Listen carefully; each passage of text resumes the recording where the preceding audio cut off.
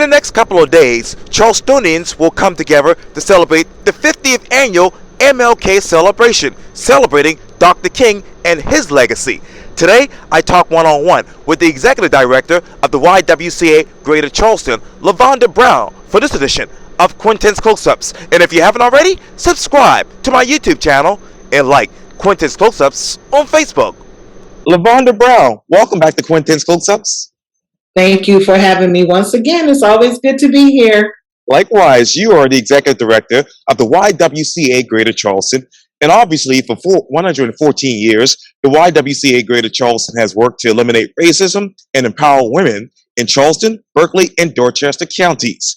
What's new? What's now at the YWCA?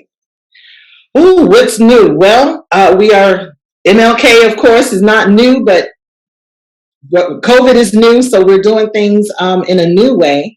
I will say that we are launching a new initiative, which is called To Forgive. And it is a guided conversation with Reverend Anthony B. Thompson, who is the author of Call to Forgive. And it's really an opportunity for people, particularly folks who've gone through our Racial Equity Institute, to have an opportunity to work through and have conversations with individuals that may appear to be different, but we can learn to respect each other's humanity. Who appears to be different, but how do you actually respect those differences?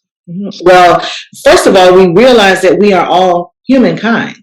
And so there's the underlying thread that runs through all of us. So that, and when we think about what Dr. King fought and died for, it was so that the color of our skin would not be the way that we would be judged or treated. So we're really going just beyond the surface, and we're looking at the individual and respecting that we may have different experiences, but if we can keep love in the forefront, then we can all get along, truly. And what are those other underlying threats that concern you right now, Lavanda? Oh, wow. So just looking at the disparities, particularly with everything that we've seen since 2021, particularly with COVID, and looking at the health disparities, it is very important to me that people, particularly people of color, who are overwhelmingly being affected by poor health outcomes. So it's very important that we address that. And then I think about our children. You know, we talked about our education system. And when I say our, I'm talking about the entire country. There's no state or city that can, evade the apparent disparities. I think about the children, and I think about the fact that we have to really address those disparities and make sure that all kids are receiving great education and that they're not receiving biased education.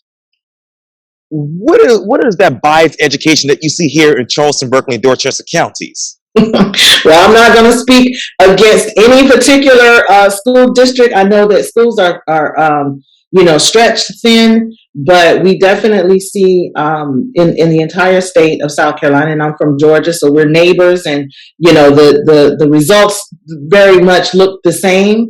But we definitely see low graduation rates among our children of color. We see higher suspension rates among children of color. We see just all sorts of ways that if you take their race into consideration, then the outcomes tend to really, there's a big gap there. And so we want to make sure that teachers are trained to understand we all have biases. That's not, we just all have it because our experiences and the way that we experience the world causes us to have biases.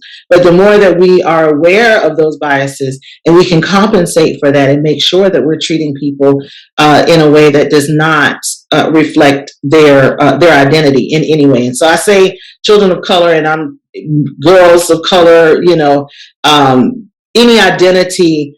If you look at the disparities, we have to say that there's obviously bias going on. I hate to be redundant, but what are those hidden disparities in the education system? Well, I will say that I always encourage people to go to the Avery Institute's report on disparities. I know that we talk about it a lot, and a lot of people will, they've heard of it, but then they haven't really dug deep into it, and that research gives you a whole host of, and it hasn't really changed. That report was released in 2017. We're in 2022. It's still very much the same. But I will say that we have a great partnership with the Charleston County School District, in which their teachers and principals and the superintendent and many of their board members have gone through the Racial Equity Institute, so they can begin to look at that system and begin to address their own disparities. So I would encourage Avery Institute's report on disparities, their disparities report, and then attending the Racial Equity Institute that the YWCA hosts here in Charleston. And from 2017 to right now in 2022, what are those emerging disparities? That would be something that the school board would be able to better answer. I know that we hear a lot from our parents that their children just aren't performing as well. So, and then of course we know that with COVID and with virtual learning, and sometimes they're going to school and sometimes they're virtually learning, I believe that all the children, regardless of their background or identity, are currently suffering. So I think and I know that school districts are doing the best that they can to address that. And I know I want to go back to your mission statement. For 114 years, the YWCA Greater Charleston has worked to eliminate racism and empower women in Charleston, Berkeley, and Dorchester counties. Let me ask you, Lavanda, how have you challenged the political, economic, and social systems here in this region? Wow, that's a good question. We constantly we go anywhere anyone will have us, and really try to get any of our elected officials, any of our systems, our corporate leaders, to attend the variety of trainings that we offer so that they can begin to dismantle these disparities. So, we support many other organizations that, REN, the Women's Resource Empowerment Network. They do a lot of legislative work. We are not a legislative organization, so we provide a lot of training and services and support, but we also support those, particularly those legislative initiatives that other organizations are really putting on the forefront. So we really try to not duplicate what others are doing, but support and highlight what's being done. And do you believe those political, economic, social systems here in this region have actually threatened basic human rights and the survival of the region? I'm sorry, say that again? Yes, ma'am. Do you believe those political, social, and economical systems here in the region have actually threatened basic human rights and the survival of this region? I think that, and Dr. King,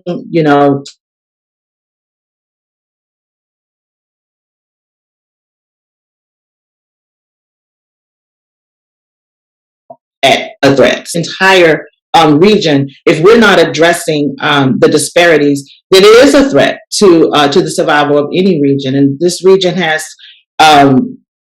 really demonstrated, in my opinion, that we're really wanting to work towards reducing that gap in disparity. So I do think that anytime we have these large gaps in health care outcomes and educational outcomes and economic and housing, then there is a threat. But I think that I've seen the Charleston region want to be proactive, and we've just got to really put our money where our mouth is. I know, Amon, your initiatives to eliminate racism are its multi-day MLK celebration, one of the city's longest running events, of course, its annual Stand Against Racism, and its Racial Equity Institute trainings, equipping local leaders to address racism. How are you supporting jurisdictions, that is, Lavanda, that are at the forefront at the work to achieve racial equity? We're here to provide that support. We partner. We currently have a great partnership, for example, with the North Charleston Police Department, where, again, like the school district, they have made a conscious effort to get their officers trained, because we, of course, know that there have been issues with law enforcement across the country. And so that partnership is important. So all of our partnerships are important, but particularly when they represent such a component of the community where we see that these issues can be addressed with the proper training and the proper efforts from the leadership. And what are those issues that you're still focusing on right now? We're focusing on this is one of those things where you can't just take one thing. You can't just fix the education system or just fix healthcare, because everything feeds on the other thing. If children don't have stable housing and safe and affordable housing, then their school performance is not going to be great. Their health outcomes aren't going to be great. So we're here to provide the training and the support for all of the systems so that we can simultaneously address things, because we can't just do it in a silo. And I think that's one of the things that the Charleston region is beginning to demonstrate with some initiatives like, the Chamber of Commerce has a whole diversity, equity, and inclusion initiative going on. And lots of folks do, a lot of our corporate folks. So I think just making sure that we're all simultaneously looking at the problem, assessing the problem, and then getting the proper training so that we can fix the problem. Now, to develop a pathway for entry into racial equity work for new jurisdictions from across the region. I'm sorry, one more time. Oh, yes, ma'am. How to develop a pathway for entry into racial equity work for new jurisdictions from across the region? Oh, absolutely. I feel that the very first step, we believe that the Racial Equity Institute is the first step. It's the foundation. It really sets the stage by making sure that you understand the historical context of racism in this country, but then also the intentionality of it, and how no longer is our intent required for the system to continue, for these disparities to continue. So I feel that regardless of how well intended folks are, we're still seeing the disparities. So we have to be honest with ourselves and say, well, maybe we need to rebuild the system different. So that's the pathway. We believe that the Racial Equity Institute is the pathway, not just for jurisdictions, but for corporate leaders and faith leaders and nonprofit organizations as well. How do you rebuild that system right now? It's going to take a while. As you said, the YWCA has been around doing this work for 114 years. These disparities were around then and they're here now. But the very first thing to do is to really take a look at it. A lot of people don't even know until they do that true assessment. And I'll go back to the school district and the police department, as well as even the solicitor's office, who have done the work of gathering that data. Sometimes you say you don't want to look under the rocks because you don't know what you're going to find, but you won't know it's there if you don't. You got to uncover. And so we start with the data dive. Start with, understanding what each system, whether it's a jurisdiction or whether it's a school district or a police department, you have to start with understanding your numbers. And then you can begin to find the causation of that. And then you start rebuilding that system. Now, how do you deconstruct what is not working around racial equity right now? How do you deconstruct it? Yes, ma'am. Yeah, I think it's through that data. I think it's through it's almost like a doctor, that comes in and assesses you and wants to really, you see your symptoms, you have the runny nose and the stuffy head and all of that. But then you have to discern, is this the flu? Is it a cold? Nowadays, is it COVID? What is the root of the problem? Because you can't fix it until you really go in and find the root. You can treat the symptoms. You can drink NyQuil and sleep your days away and hopefully wake up feeling better, maybe not. But that's not going to fix, it's not going to kill the virus. So we have to really go in and see what the problem is. We see the symptoms. The symptoms are the disparities. And then we look at what the cause of that is. Now, how will your initiative, the Racial Equity Initiative, increase or decrease racial inequity in the region? It will, because if the right people are trained, if the right people are at the table, the people who are developing the policies, many of us are in positions where we're just following the policies, right? We didn't create we're not in the position oftentimes to create the policies. So you really have to start at the top, which is why I'm so appreciative of Chief Burgess and Superintendent from Charleston County School District and Solicitor Wilson, who have gone through the trainings themselves, because they're showing that they're willing to start this at the top. And that's where the change is going to happen. Yes, ma'am. And what are the current potential unintended consequences of racial equity? Unintended consequences of the true equity or the inequity? Because the inequities are definitely there. I feel that sometimes an unintended consequence of us doing this work is sometimes things become a fad. People start throwing terms around like DEI, and it becomes a thing without it having the right substance. So I think an unintended consequence of doing this work is that sometimes people like to throw money at a problem and they hope that it'll go away. So, not having the right people at the table could be an unintended consequence, and not having a focused effort. When you have so many cooks in the kitchen, you just may not really get a great outcome. So I think maybe an unintended consequence would be just having too broad of a scope and not having a narrow focused scope, so that we can really do this. And I love the fact that you keep saying region, because we do have to address this we can't just do it in Charleston County or just do it in Berkeley County. We have to do this as a region, because as we know, we all cross, if you go to 2 meetings a day, you're probably in 2 counties, yeah. At that day alone. Yes. So we definitely overlap quite a bit. So I do like the fact that you're thinking of this from a regional aspect. And Lavanda, who else do you want to bring to the table to address racial equity?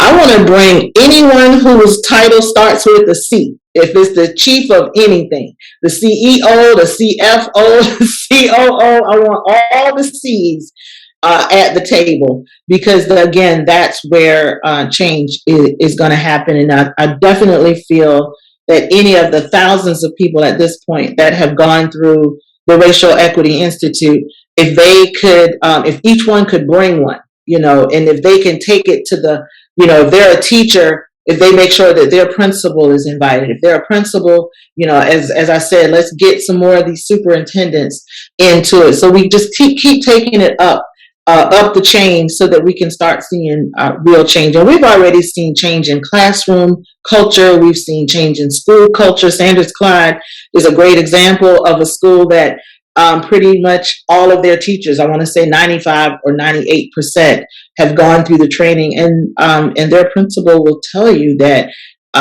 even the parents notice that there's a culture shift. So that's on one level, and that's one school. Imagine if we can do that district-wide and region-wide.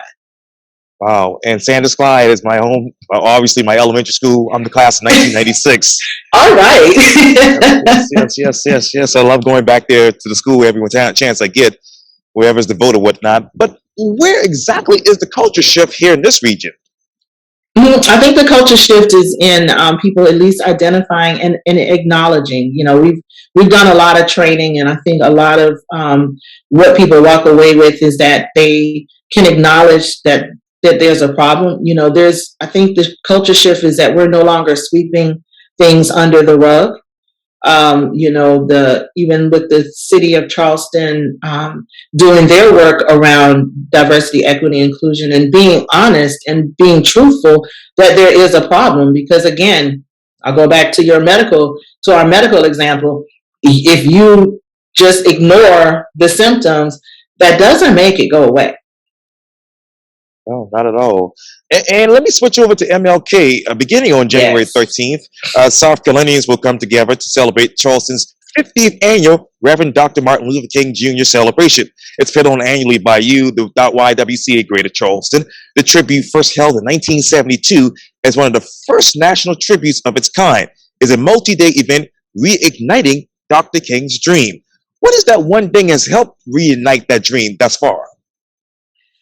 I don't know that it's just one thing, but I do think that us coming together annually, I hope, and I always say this, and I always hope that we don't just think about the dream and think about equity on this one day. It's a great opportunity to come together and talk about it and be honest about it, but we can't then just let it sit. It's like the disparities report. We can't flip through it and then let it sit on the shelf. We have to think about the action behind the recognizing and the tribute to Dr. King. So I think just keeping it in the forefront will continue to keep people ignited and interested and engaged.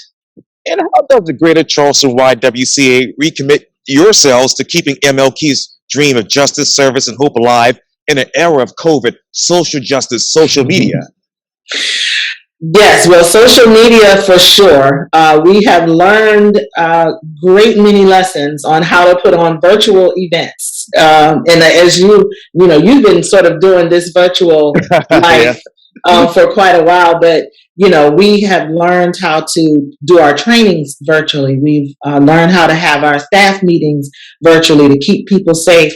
So we do a lot of live trainings, and then we also do, we make sure that many of our events are recorded so that people can take advantage of it even if they aren't able to be in the room. And I will say that with this COVID and this virtual world, we have been able to reach beyond the region. We have folks who've attended our trainings from New York and California and Miami. So we have had the opportunity to take what we're doing here in this region and give other communities an opportunity. And we've heard from some communities that are saying, we want to bring this to our community.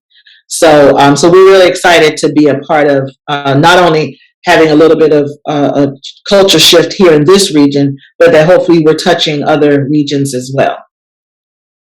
How has the Greater Charleston YWCA developed and maintained the capacity to forgive Charleston for their past sins?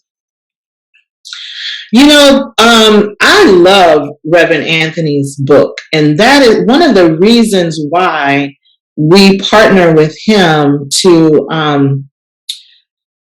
you think about his story and you think about forgiveness, and it just, in your fleshy self, you just can't comprehend that.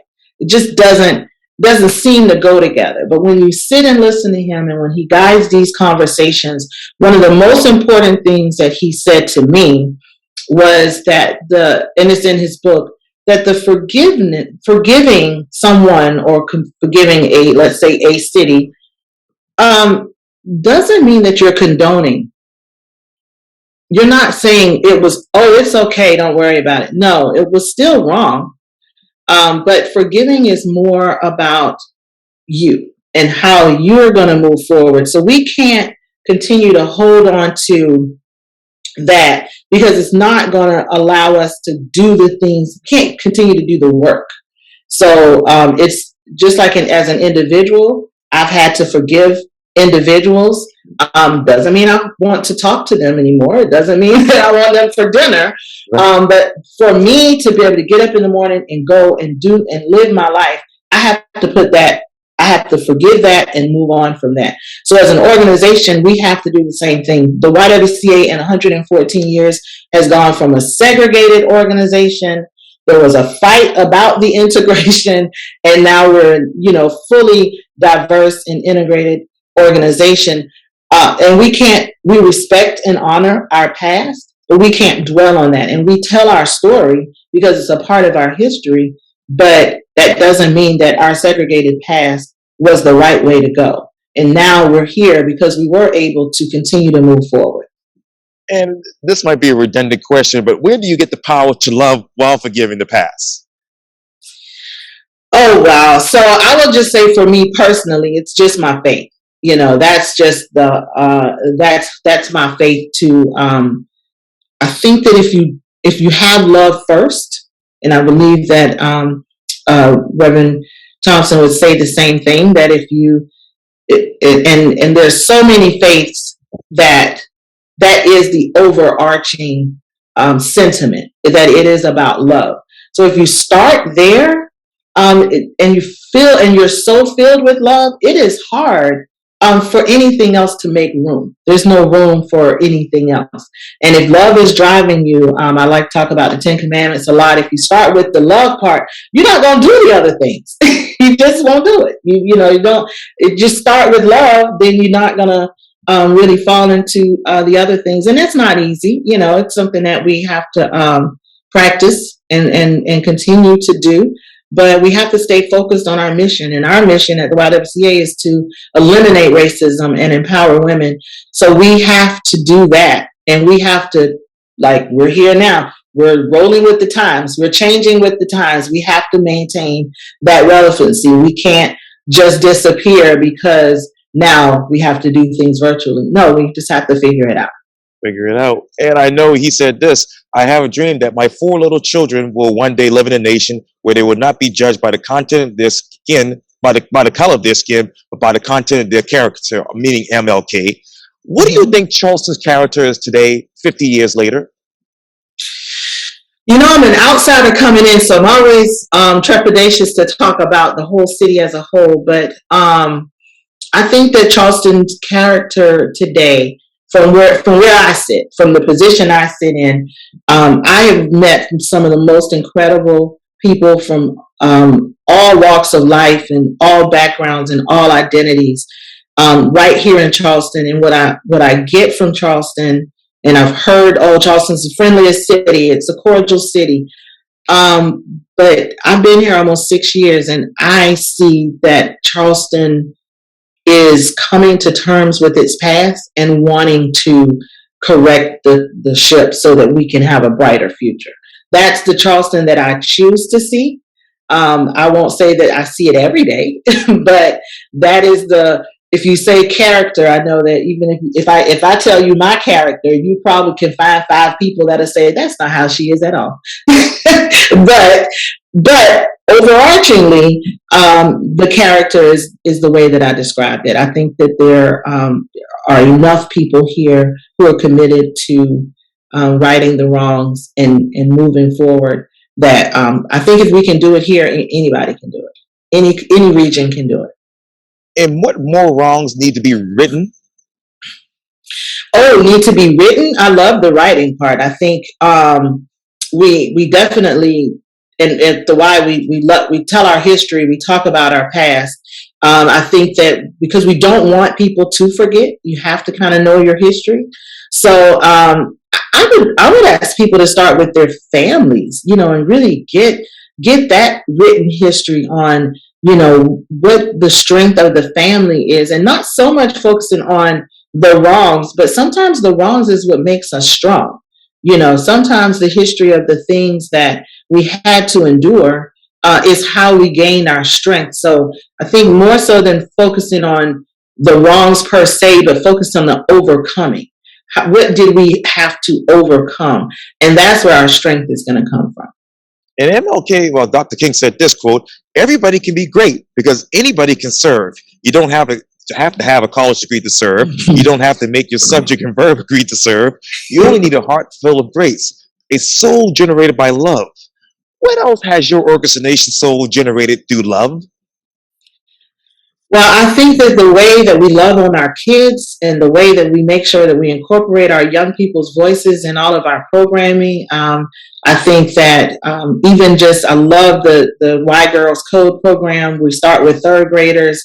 We started at Sanders Clyde, in fact. First club was there. And not only teaching them coding, because that is a great skill and it is something that will get them a livable wage. But we also, the goal is just to empower them and to let them see themselves. We want them to see women in positions of power and women in positions of technology so that they can see themselves. So I think being able to be an example, we have a fantastic board of just women who love and who are professional and artistic and, boots on the ground. We run the gamut. And so we serve as an example. So I think that is definitely love is woven throughout. And I was a YWCA kid growing up in Savannah. And I can only smile at all of my memories from walking into that organization and being loved on, sometimes in a tough way, but being loved on by those women of the YWCA, whether it was an instructor, a coach, or the director. I always felt that love, and that's what we hope to continue to do. And Miss Jackson is, man, you talk about a heart full of grace and love, and a stickler for getting the job done. So when I say that tough love, Ms. Jackson too still gives me tough love, and she will give me advice, and she will praise things that we're doing. She will give me suggestions, I call them, on things that that we may either not want to do again or do more of. But yeah, a heart full of grace and a soul of love is definitely Ms. Jackson, and she is by far the biggest shoes I've ever had to fill. As a matter of fact, let's talk more about Ms. Jackson. She's going to be a part of the ceremonies this coming week and next week. Yes. So Ms. Jackson is our parade marshal this year. And and we felt that with it being the 50th year celebrating Dr. King, very much not only just under her leadership, under her direction and her vision for how this man should be honored, that we had to honor her as well. So she is definitely she's just a great source and a great resource, and she's really laid a very strong foundation. I don't believe this organization would still be here 114 years later had she not laid such a strong foundation and a thread throughout this community. Oh, absolutely. Do you, Lavanda, I hate to ask this question, do you have something that is worth dying for? Besides my children and now my grandchildren? Yeah, I definitely think, and it's interesting you asked that, because as I was preparing for my remarks for this coming up event, and I always often just like to listen to Dr. King's speeches in the background, because he's so encouraging and such a great speaker. But I often think about, how he was willing to die for the cause. And my oldest son particularly was very involved in a lot of the peaceful protests of the summer of 21. And I asked him, I said, why are you, what are you doing? And why were you there? And he said to me, I'm doing what you did. He's like, I'm doing what you did. So I think that if you're willing to take that risk, and for me, creating a world that for my grandchildren that's better than the current world, or particularly the world of even the more distant past, that's worth dying for. That it's worth the risk, because it's important, and we have to leave things better than we find it, and that includes this world. So I hope that people would not be so threatened by an equitable system that they would take to violence. But we've seen that that's not necessarily the case. So. Yes, ma'am. And I'm sitting right across from the old YWCA building right here. This building here is blocking the view of Cummings Street. But I mean, when you look back at when the greater YWCA started to right now, what is still the biggest difference? I think right now the biggest difference is we're not downtown. We're not in the heart of the city. And there are lots of reasons for that. Lots of things aren't downtown anymore. I think the biggest difference is that we are not confined to our building. I've mentioned that we started a club at Sanders Clyde. We have 5 other locations across counties. So I think the biggest difference is that we hope that the entire region gets to experience the YWCA, and you don't have to come to one particular building. You can attend our trainings, which when we go in person, they'll be held at the Chamber of Commerce in North Charleston. We have the clubs. We have our She Strong girls who they meet all over the place. So you don't have to. We hope that more people can experience and smile when they think about the YWCA and their experiences with the organization beyond a set of walls. So that I think is the biggest difference, is that we're kind of like all over. We're all over. Yeah, absolutely, absolutely. And let me go back over here to Cumming Street, but just a couple of blocks over will be the MLK parade on Monday. What else can we expect from the YWCA in the next couple of days? Next couple of days, so we're going to bring our business community together to kick it off, and that's a change.